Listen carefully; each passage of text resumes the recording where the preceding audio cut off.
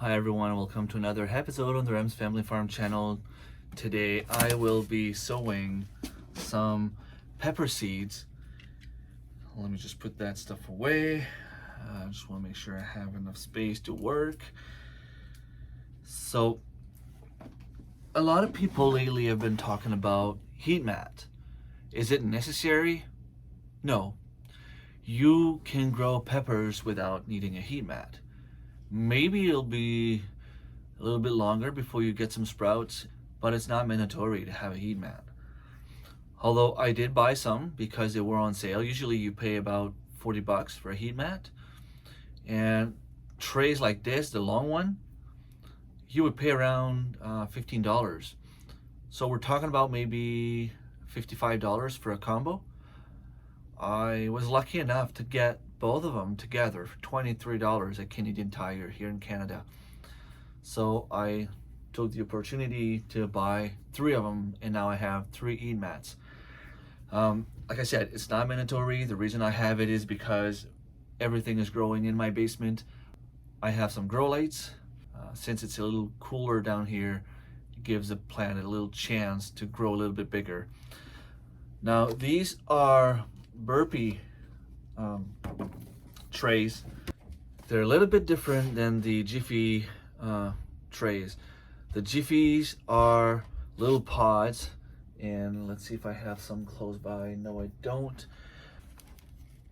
The difference between the pods and this, the pods will expand a little bit, and once you plant the seeds, there really isn't much more thing that the roots can do. Like, they don't have any more space to grow. These here, they're like little pucks. When you put water in, they expand and become more like a soil. A little bit more like the pots I buy at dollar store. The soil kind of looks the same way. In the bottom here, you put the water. There's a little plastic about that thick that makes it so, as you can see, it is up a little bit. It's not right at the bottom, and there is like a water mat that goes on the bottom, and what I'll do is that will absorb the water, stay wet. And down here I have little holes, and since this is wet, the bottom of the trays, the cells, will always be wet. So I'll be able to plant my seeds in there, and it'll stay wet and it'll stay warm because I'll have a heat mat underneath. And what I want to try is, I had not much success so far with my own grown onion seeds, or my own harvested onion seeds. Now I want to try with these ones.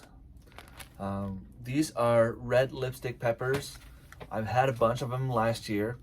Those were sent to me by Back to Basics Homestead, Annie at Back to Basics Homestead. I was able to harvest some seeds, and I will give it a try. Now, once again, these are seeds that should be started a little bit early in the season. I'm actually pretty much at the last few weeks in my schedule, because it's going to be time to put that in the ground. And since it takes a while to grow, well, yeah, so I'll put 1 or 2 maybe in every cell. I don't want to put too much. Then you run into issues where if you have too much seeds and they all sprout, you only have so much space in your cells, right? So you have to kill some plants, and I don't want to do that. So I have 16 cells. I put about 20 seeds in there. Can't wait to see actually if they sprout. I will give you a little update in a few weeks. It can take up to 21 days to germinate, so I will just put a little tiny bit of soil on top. You don't want to go too deep.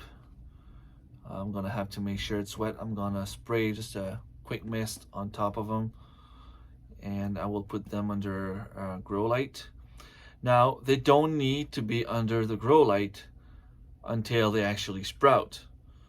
So if you want to save on electricity, you can wait until they sprout before you put the grow light. Because if you think about it, they're under soil, so it's dark where they are anyway. And there you go, and I'm done. Now, these cells are a little bit bigger than what I'm used to, so chances are I will be able to wait a little bit longer before I transplant it and pot it in something bigger. Now, I was able to find these pots here, dollar store, $1.75 for, I thought it was 5 pots, but it's actually 10. And they don't need to last forever. The cost that, like, I mean, it's so cheap.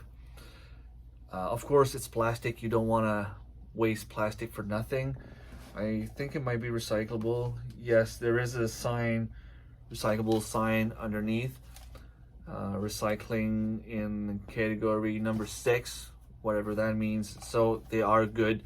Once the season is over, if they're broken, if there's a hole in them somewhere, or if they're cracked, I can put them in the recycle bin and they will be recycled. So great find, dollar store, $1.75 for 10, and they can be recycled after. I also bought these ones here. These were $2.50 for 8. And the beauty about these ones is they're made out of cardboard. So you put them in the ground and they're gonna decompose quite quickly. These would be better for maybe, I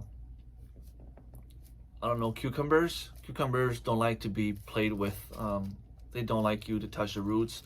You might kill a plant. So by using these, you wait a little bit longer before you plant them, but then you plant them outside.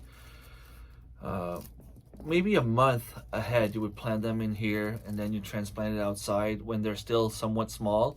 This will decompose before the plant gets too big, and these should work well. And it will still give me like an extra month of growing my cucumbers. All right, I will give you a little update in a few weeks, maybe 2 weeks to be more precise. Hopefully it will sprout, and I will spray some water with this, just a little bit to make my soil just wet, and put the cover and put it on top of a heat mat. Thanks for watching. Don't hesitate to share, like, subscribe if it's not already done, and I will see you next time. And don't forget, grow your own food, people. Grow your own food. Take care.